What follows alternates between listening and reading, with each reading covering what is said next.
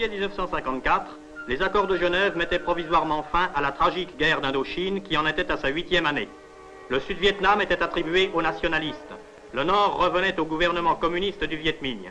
Cependant, une zone maritime y resterait libre pendant 300 jours jusqu'en mai 1955 pour permettre le réembarquement de l'armée franco-vietnamienne. Le rideau de fer était alors essentiellement une borne kilométrique de la route Hanoï-Haiphong. En fait, c'était un no man's land de 3 km d'épaisseur, Viet Minh d'un côté, Français de l'autre, de sorte que ce que nous voyons ici, c'est plus exactement la porte de la liberté.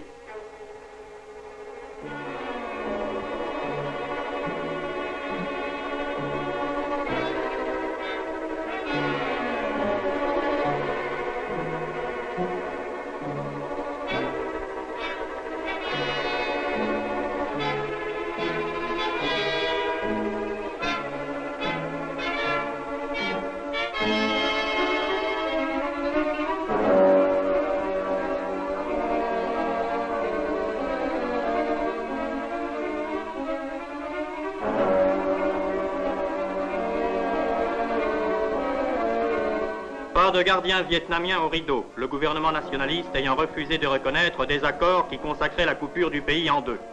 Du moins pas de Vietnamiens visibles, car dissimulés sous une tente, quelques fonctionnaires nationalistes accueillent ceux qui passent. Nous sommes en février 1955. Il n'y avait plus alors que 3 mois de délai avant l'abandon de la zone libre du Nord, et le temps commençait à presser.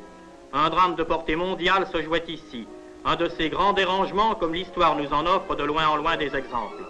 Tous les jours et toute la journée, des gens de toutes conditions, ayant tout abandonné, passent cette porte et bien d'autres seuils clandestins, parfois au péril de leur vie, pour échapper à ce qui se trouve de l'autre côté.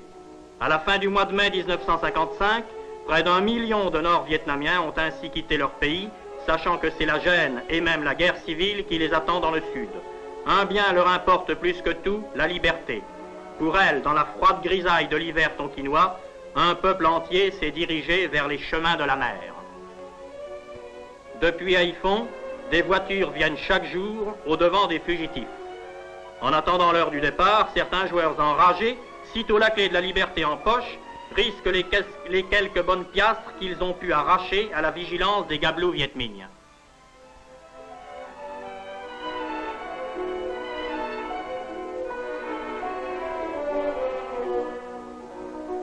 Deux fois par jour, la petite station symbolique du rideau de fer s'anime au passage du train de la liberté.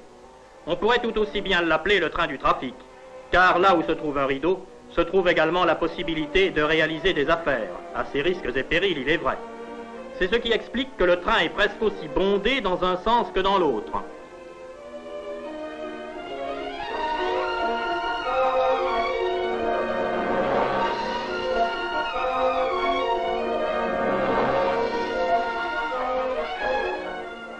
Le train de la liberté entre en gare de Haiphong. Les risques tout repasseront le rideau demain et tenteront de fructueuses transactions le plus longtemps possible. Mais pour beaucoup d'autres, c'est le dernier voyage.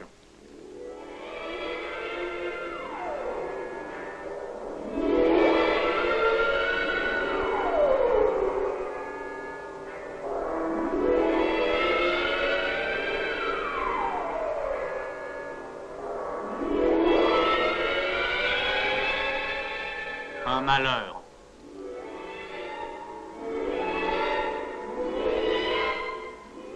Ceux pour lesquels le destin est le même d'un côté comme de l'autre du rideau. Mais on n'atteint pas seulement Haiphong par la terre.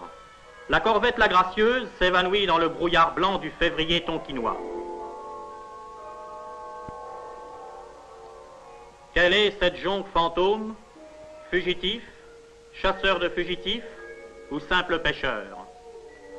Ces documents ont bouleversé l'opinion.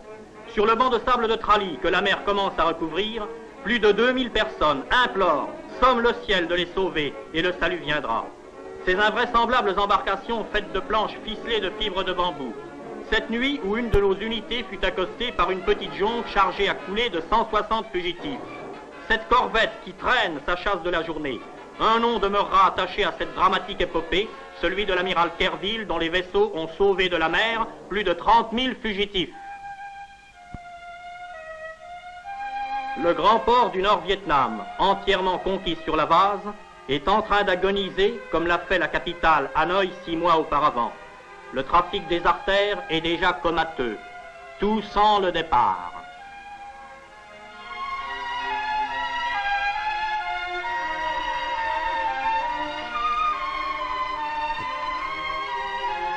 Les gosses ont vite fait de prendre possession de cet espace nouveau, les vitrines vides. Sur les trottoirs déferlent les objets les plus inattendus. Les petits métiers, chers aux villes d'Extrême-Orient, vivent leurs derniers jours. Ils n'intéressent pas le régime populaire.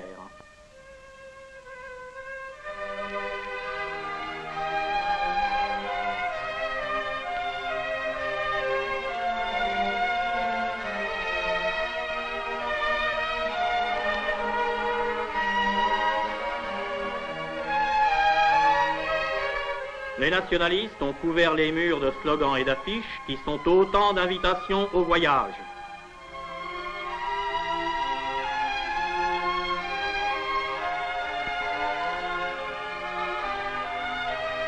Les réfugiés qui arrivent à Haiphong à la cadence de 1000 à 2000 par jour sont parqués dans d'immenses camps montés avec les guitounes de l'armée. Et les cloîtres de la mission en sont tout pavoisés.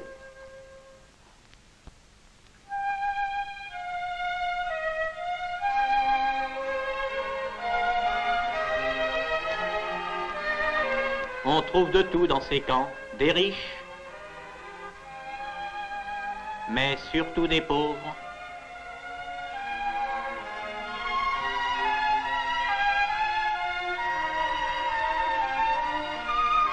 Des riches et des pauvres.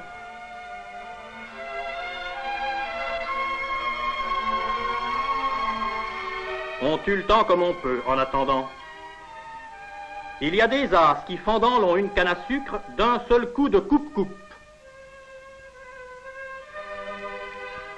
Chaque jour, des camions passent dans les camps, emmenant 100, 200 réfugiés. Ceux-ci seront à Saigon dans 4 heures. Seuls les enfants ont le sourire. Un grand voyage, un baptême de l'air, c'est une aventure, et les enfants n'ont jamais boudé l'aventure.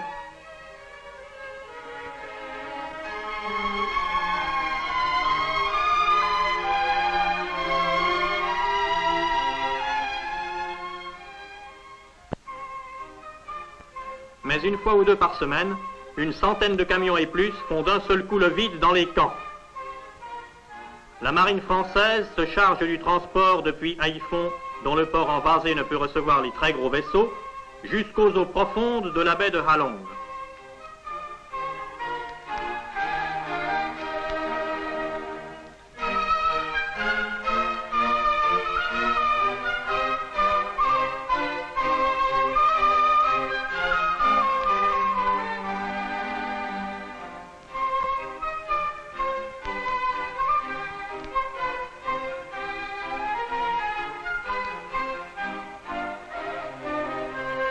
Et comme ce sont les Américains qui se chargent du reste du voyage, il faut en passer de bonne grâce par certains rites.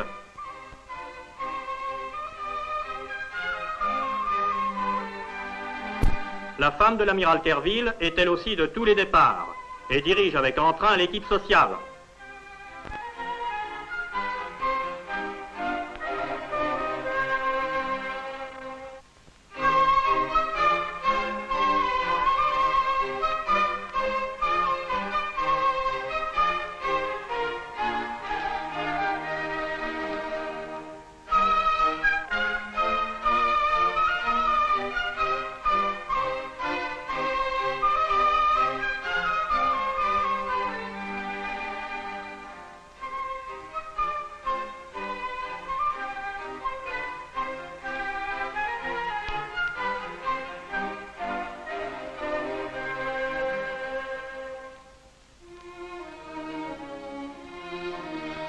Les lourdes portes se sont refermées sur les 1500 réfugiés entassés dans la vaste cuvette. Le LSM s'éloigne, tandis que 3 autres vont venir successivement faire le plein. Déjà, on ne touche plus à la terre. Cette côte basse, ces maisons qui défilent, c'est le pays qui s'en va.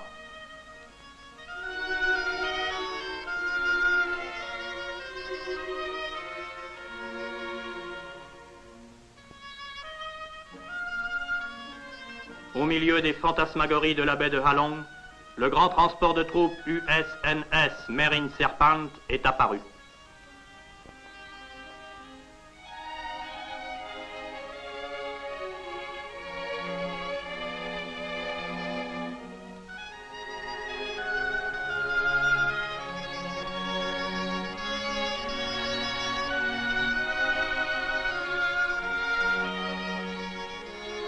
Attention à l'abordage.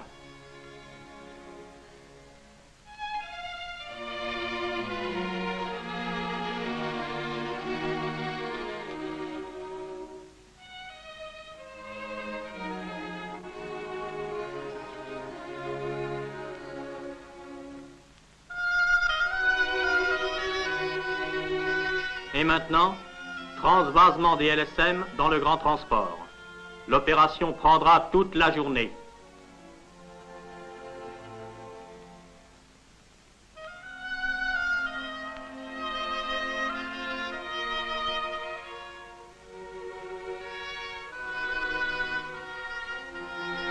Des gens de toutes conditions et de tous âges.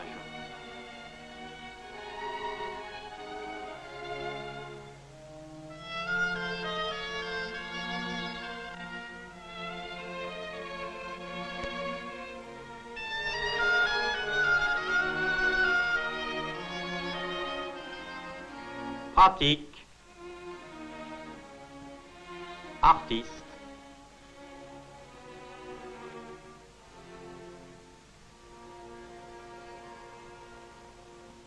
pendant qu'il fait son plein de chair humaine par un flanc, le Marine Serpent a été accosté à l'autre flanc par un cargo ravitailleur et se remplit de nourriture pour faire subsister ses 6000 passagers.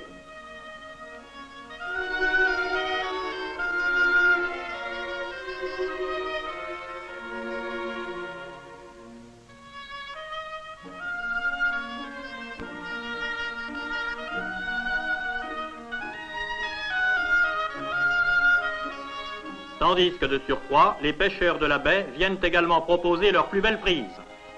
Tout est paré. Un pâle rayon a tout de même percé un instant l'épais manteau de la brume hivernale, comme si la baie voulait se faire plus belle et sourire une dernière fois à ceux qui vont partir.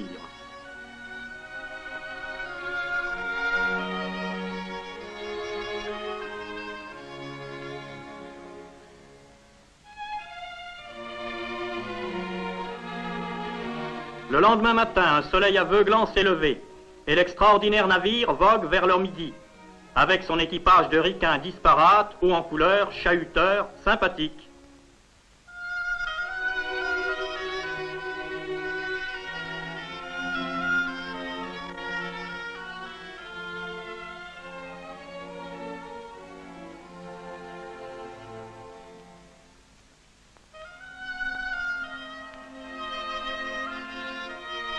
Avec son équipe française de liaison, ses aumôniers, ses assistants sociaux, et sa foule, répandue dans les moindres recoins des dortoirs et des ponts, et même des escaliers.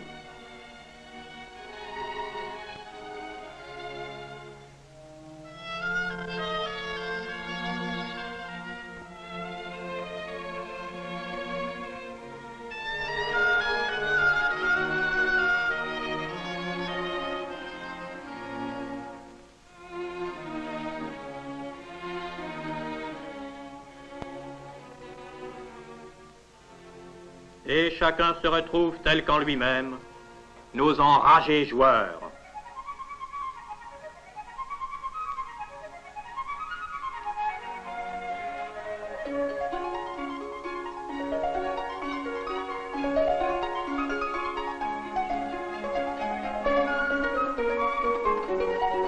Pour ceux-ci, le trésor qu'on emporte en exil, ce sont ces humbles images saintes, hâtivement décrochées du mur de la maison natale au moment du départ. Cette foule n'est pas uniquement vietnamienne. Voici des Nung, population de la frontière sino-tonkinoise. Et ceux-ci, ce sont des Man, tribus des montagnes du Tonkin, chez qui, semble-t-il, rien n'a dû changer depuis des siècles. Ils s'en vont eux aussi. Il y en a plusieurs centaines à bord.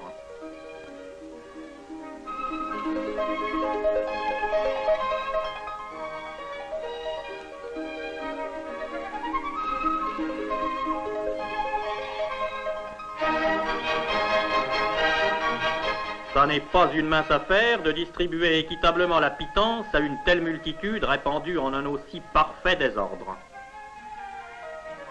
Un heureux événement. À chaque traversée, il y a plusieurs naissances.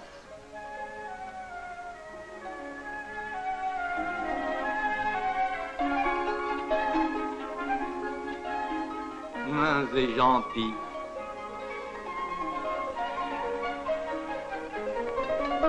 Le soir, bien des familles prient en commun, comme à la maison. Puis chacun s'organise pour la deuxième nuit.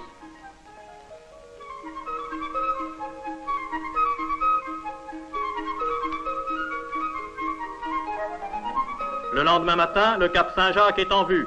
Le navire remonte alors, pendant 4 heures, les méandres de la rivière de Saigon. Le grand voyage hebdomadaire du Marine Serpent est terminé. La grande ville de près de 2 millions d'habitants se présente en complet contraste avec les cités agonisantes du Nord. Avec ses aspects disparates, son trafic parisien et archaïque, ses avenues, son grand port, son bazar, ses sentines, sa population flottante sur des centaines de sampans, ses temples de la divinité, églises, pagodes, mosquées, temples hindouistes, ses temples de l'argent, ses temples du jeu et du plaisir, ses tripots.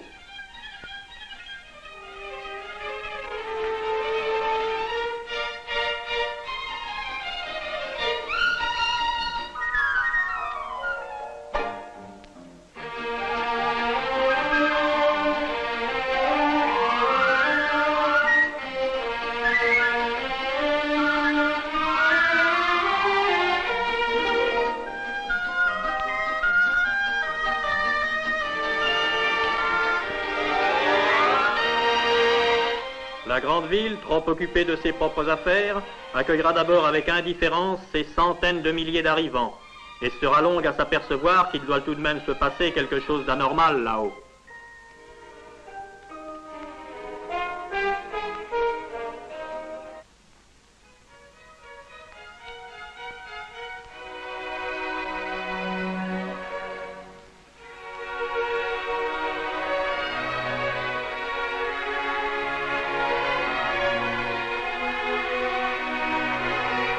Des heures durant, une voiture remplie appelle les noms de ceux qui sont attendus, par un parent, par un ami.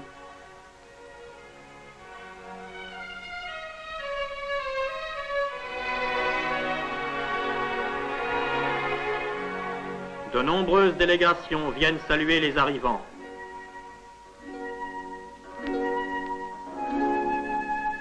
Les services sociaux, français et vietnamiens, prépare des monceaux de boîtes de lait et conserves diverses.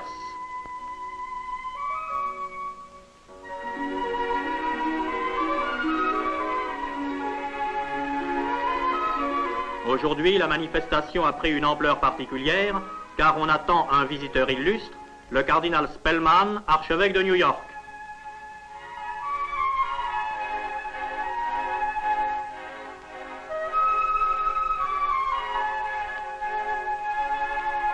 Une délégation de pittoresques bonzes.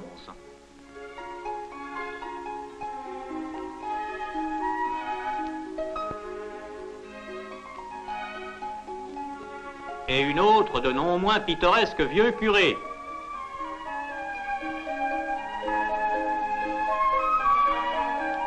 Monseigneur Pham Ngoc Thi, l'évêque qui s'occupe spécialement des catholiques émigrés. Et voici le cardinal Spellman.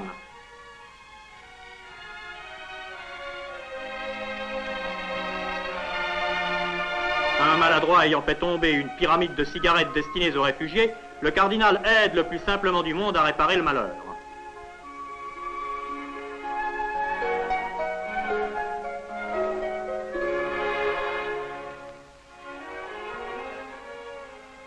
Rejoint par le président de Ngo Dinh Diem, le cardinal adresse quelques paroles d'encouragement aux réfugiés et les assure que la sympathie des catholiques des USA se traduira sous les espèces de bons dollars qui ne pourront être que les bienvenus.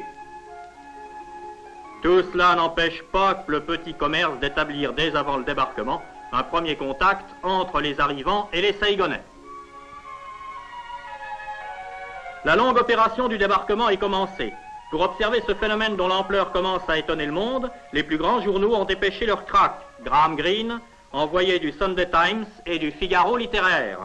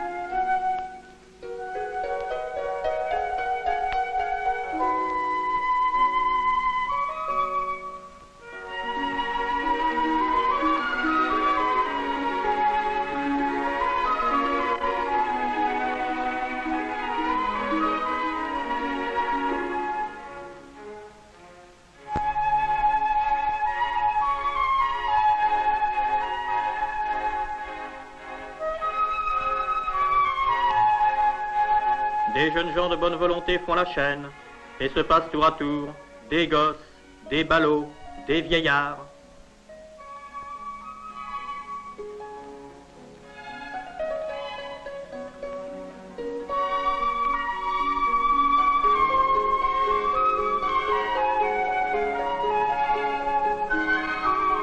Cette vieille infirme chinoise est accueillie par des compatriotes et, comme tout le monde, elle reçoit sa ration de douceur.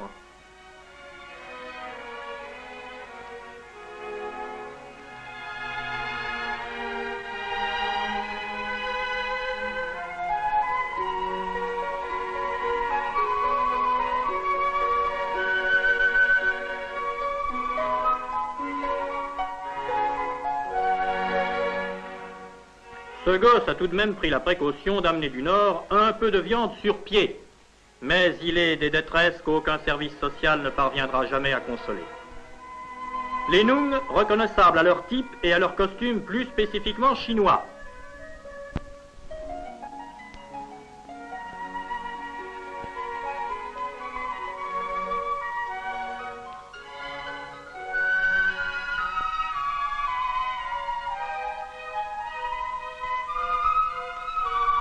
Enfin, voici les mannes.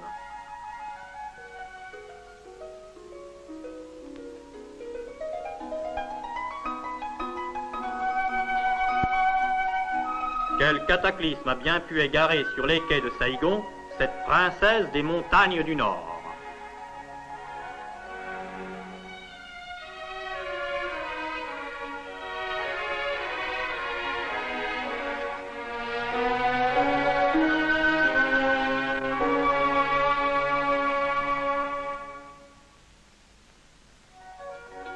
Les plus fortunés des réfugiés peuvent acquérir à prix d'or un petit compartiment comme celui-ci dans les faubourgs de Saigon. Dans l'unique pièce, on a rassemblé les quelques trésors qui ont pu être sauvés, souvenirs de l'aisance d'hier, les précieux vases anciens de Chine et les belles tuniques des jeunes filles. Mais la plupart des réfugiés ont été emmenés dans un des immenses camps de transit du Tour de Saigon, qui sont ravitaillés chaque jour par les camions de l'armée. La petite vie s'y organise là aussi, au jour le jour, en attendant.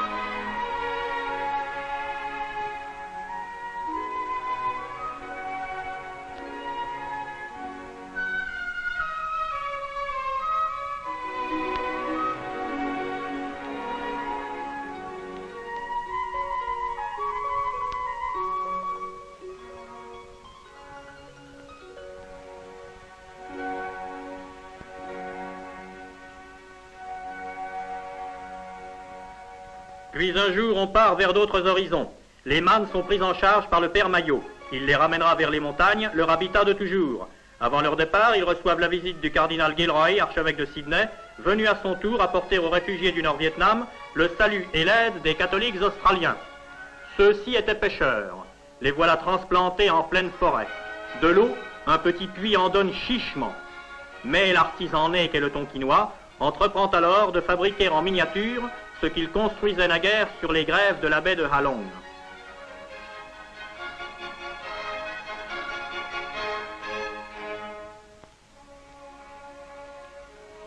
Ils iront vendre leurs jolies petites jonques à Saigon et se feront ainsi un peu d'argent. Ceux-là, par contre, ont la chance d'avoir leur camp traversé par une belle rivière.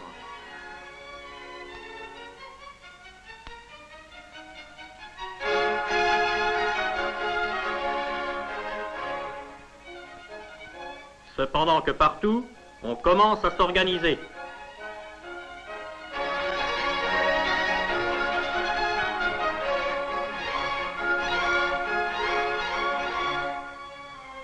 Souriez un peu, grand-mère. J'ai quitté mon pays et mon village, a-t-elle répondu, et je ne sais plus sourire. Le vrai centre de la plupart des camps, c'est l'église. Les camps les plus émouvants sont évidemment ceux qui, renouvelant la geste des pionniers de tous les temps, sont allés s'établir dans la jungle vierge des plateaux de la cordillère anamitique.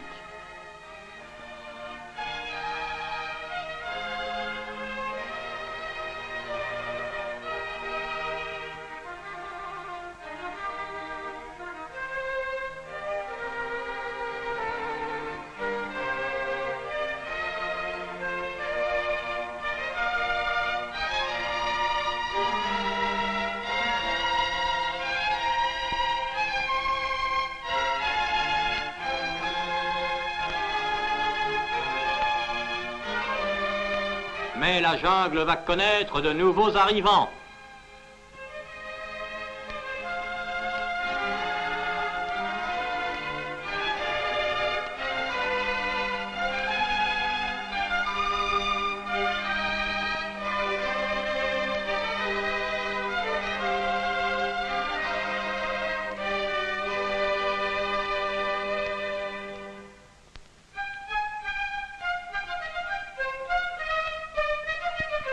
Dans les vastes espaces défrichés, d'extraordinaires villages commencent à s'élever, avec leurs tentes, leurs cabanes de feuilles et de bambou, leurs maisons de tôle.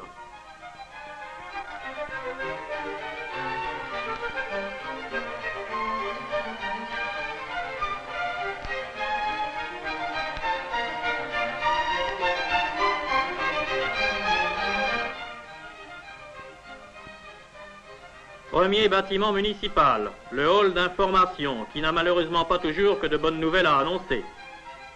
Mais on s'occupe déjà activement des maisons communes essentielles, l'école et l'église.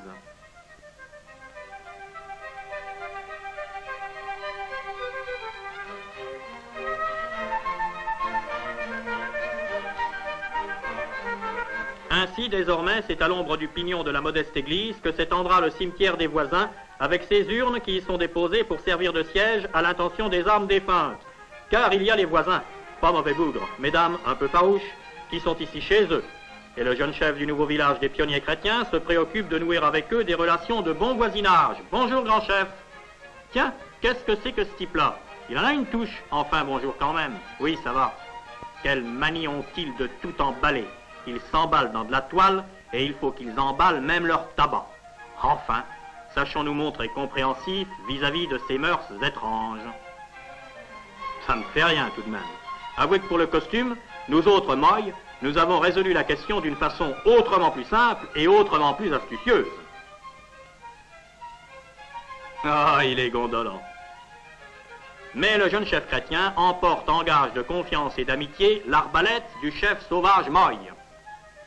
En arrivant au camp, il retrouve la joie qu'a vite fait de ramener l'insouciance des enfants.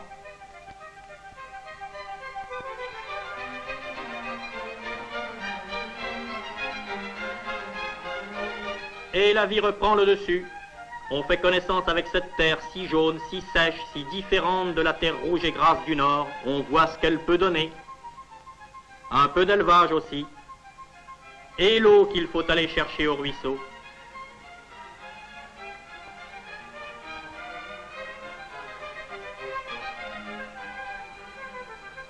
Mais ce camp a été pris en charge par des rédemptoristes canadiens et le vieux sang des pionniers du Grand Nord coule toujours dans leurs veines. De l'eau a décrété le père Vaillancourt, nous en aurons au milieu du camp. Juste.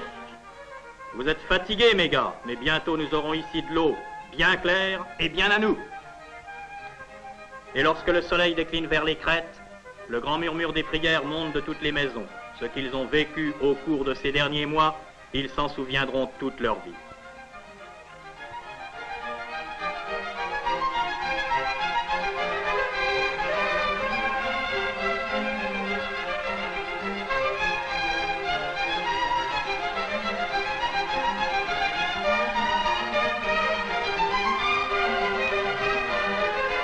Et on voudrait espérer malgré tout que la méchanceté des uns, la veulerie des autres, ne feront pas qu'un cauchemar comme celui qu'ils ont vécu revienne encore troubler le sommeil de ces braves gosses. Et souvent leurs rêves et notre dernier souvenir se reporteront là-haut, par-delà le rideau de fer, vers tous ceux qui auraient voulu partir et ne l'ont pas pu, vers ceux qui ont préféré souffrir là où étaient leurs maisons et leurs champs, et vers cette poignée d'hommes, évêques, missionnaires, prêtres, restés à la garde des églises désertées et du petit troupeau des fidèles, vers ceux qui, au cours des siècles, ont profondément enfoncé la foi en terre du Nord-Vietnam et y dorment leur dernier sommeil. Pauvres chères églises du Tonkin, vos humbles voûtes, aujourd'hui silencieuses, résonneront-elles encore jamais aux accents des prières des grandes foules?